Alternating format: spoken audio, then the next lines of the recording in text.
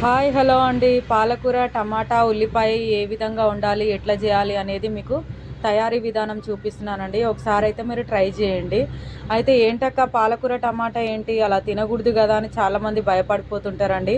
కానీ అట్లా ఏముండదండి, టేస్ట్ మాత్రం బాగుంటుంది, తినొచ్చు కూడా అండి. అప్పుడప్పుడు తినొచ్చు అనమాట, ఎప్పుడు కాకుండా. అదే కిడ్నీలో స్టోన్స్ అవి ఇవి అని అంటుంటారనమాట.